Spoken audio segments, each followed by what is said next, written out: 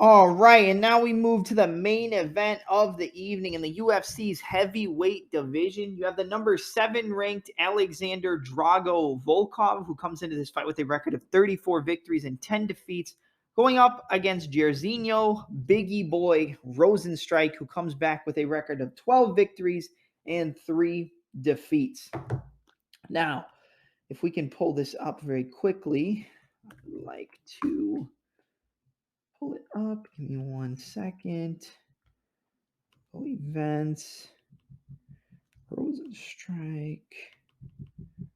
All right. So Rozenstruik is actually ranked 8th. So we have the number 7 ranked Alexander Drago Volkov versus the number 8 ranked Jairzinho Bigi boy Rozenstruik. Now, I guess one thing we can break down, I'm not really going to do stats in this fight because I don't really think stats play a big factor, but we'll look at the height. Volkov is going to have a 5-inch height advantage at 6'7" compared to 6'2" for Bigi boy. And then you look at the reach, it's going to be a 2-inch reach advantage for Alexander Drago Volkov over Rozenstruik. Now, I think that when you look at this fight stylistically, you have to look at volume and power.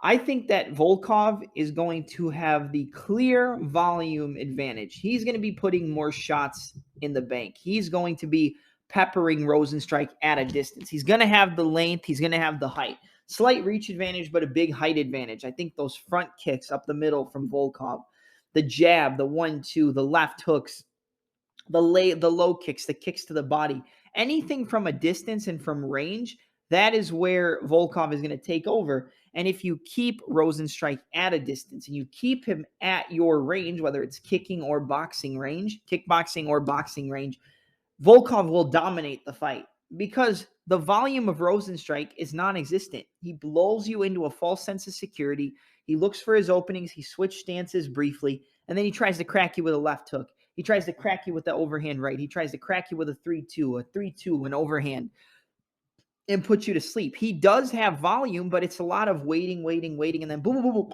boom, boom, boom, and then waiting, and then ba, ba, ba, ba, ba. Once he figures out your timing, he does a lot of his best work up against the cage. You saw that showcased in his fight against Augusto Sakai.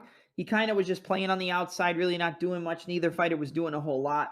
And then when he got him up against the cage, he was able to boom, boom, 1-2, lead uppercut, right hand, 1-2, left hook, overhand, right, left hook, right hand. The right hand dropped him. He jumped on him and got a finish right at the last seconds of the first round. And that is not the only time that Jairzinho Rozenstruik got a finish at the last second. Look at the fight in the main event against Alistair Overeem. He was probably losing the fight definitively on the judges' scorecards for all 5 rounds, and he caught him at the end of the 5th with a leaping switch stance left overhand, I believe, or a left hook into an overhand right. He kind of leaped into his shot, dropped him, jumped on him, and got the finish with like 1 second left in the 5th round in a fight he was probably going to lose by decision.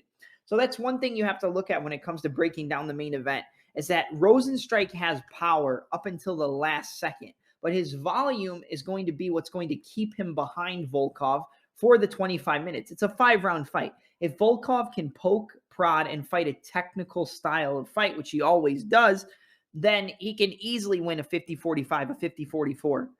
But with that length, reach, and height also comes the ability or the inability of Volkov to move his head. He doesn't move his head off the center line. His head is always there for the taking. And against a guy who, yeah, he might have a height disadvantage, he might have a reach disadvantage, but he leaps into those shots. And once he finds the opportunity to explode and fire, he can land on the chin. If he lands on the chin of Volkov, I think he can knock him out. I think he can catch him and put him on ice.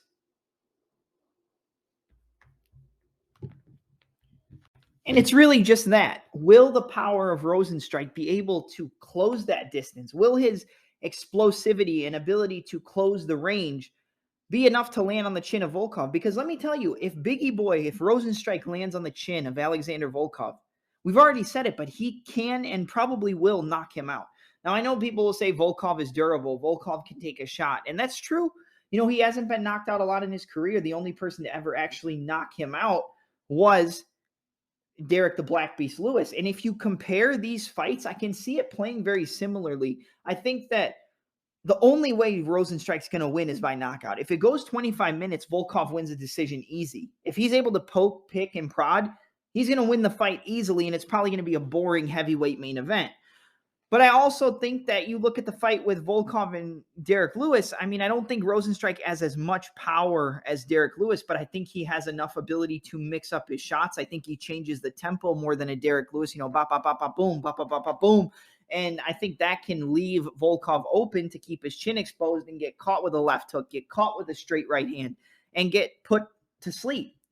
I have picked Volkov in a lot of his last few fights. I was correct in the fight against Marcin Tybura. I was wrong in the fight against Aspinall, and I was wrong in the fight against Cyril Gane. The Cyril Gane fight was very close. It was back and forth. A lot of people had it scored 2-2 going into the fifth. I think it was close, but I do think that Gane definitely did enough to get that decision victory. I think that Volkov has to fight perfect for 25 minutes to win this fight. I think he has to fight perfect. And I think that with the inactivity of a Rozenstruik, he can lull Volkov into a false sense of security, make him think, oh, yeah, I'm definitely going to win this fight. And then for 1 second, he lowers his hands. Rozenstruik blitzes, catches him with a left hook or catches him with a straight right, drops him and knocks him out and gets a TKO. I think Rozenstruik has the power to chin Volkov, to put him down. And I think that Volkov has actually looked progressively worse. I don't want to say that because he'll win one, he'll lose, and then he was on that big win streak. But in the fight against Aspinall, I know it was the grappling and the takedowns into the submission attempts, but he just looked a lot slower. And Aspinall's probably one of the fastest heavyweights on the planet. And in the fight against Cyril Gane, I think Volkov looked like he could, fight the fight at his pace, and definitely, I think, won 2 out of the 5 rounds. So that's one of the best technical strikers in the whole division. So if you can do that against him, you could probably do that against anybody as long as you don't get caught on the chin and get hit with the power. Rozenstruik has more power than a Tom Aspinall. Rozenstruik has, just as much power, maybe a little bit less than a Derek Lewis, and that's something that worries me because I think Volkov's stance, his height, and his reach causes him to be that tall fighter, have that tall fighter stigma where he'll keep his chin up in the air and kind of back away, and then boom, he'll get clipped and get hurt. And that's something that we have to look out for. Can Volkov fight perfectly for 25 minutes? I feel like every time I pick Volkov, like I said, aside from the Marcin Tybura fight, he seems to just be against me, and I always seem to be wrong. And I don't know, do I want to ride with Volkov one last time here? I feel like I should, but I'm going to go against it. I'm going to go with Jairzinho Rozenstruik to actually be able to find the chin of Volkov up against the cage, blitz in with one of those right hands, blitz in off a shifting combination, crack him with that right hand or that left hook on the chin, drop Volkov and get a finish. I think the height, the reach, the ability or the inability for Volkov to really move his head off the center line and his chin always being up in the air because he's so tall, long, and rangy and fights using that range, I think Rozenstruik's going to be able to find that opening. He'll probably lose most of the fight. He's not going to win at range. Volkov will probably win almost every round until the fight's over, but I think Rozenstruik will start to pick up on the tempo. He'll change his angles. He'll cut an angle off on and get off on an angle, use a little stance switch, and boom, catch Volkov up against the fence, drop him, and get a TKO. So my pick is the number 8 ranked Jairzinho Bigi Boy Rozenstruik to defeat the number 7 ranked Alexander Drago Volkov via a 3rd round TKO. I think he catches him up against the cage, drops him, and knocks him out. All right, that's going to be it for my UFC Vegas 56 preview, predictions, and analysis. You can check this podcast out anywhere you wish and any platform you can get your podcasts at. That includes Apple Podcasts, Google Podcasts, Spotify, Anchor, Stitcher, Breaker, and many, many more. This podcast episode will be broken down into segments with each fight being uploaded to YouTube. So every fight you just heard me break down will be uploaded in a separate individual breakdown on my YouTube channel, which is the same name as the podcast in the Touch 'Em Up podcast.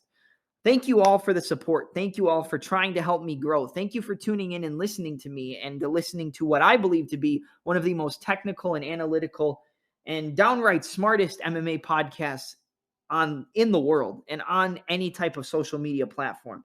I'm your host, Double M, and I'm out. Thank you for tuning in and enjoy the fights this weekend. that intro or that end really sucked, but thank you guys and have a good night.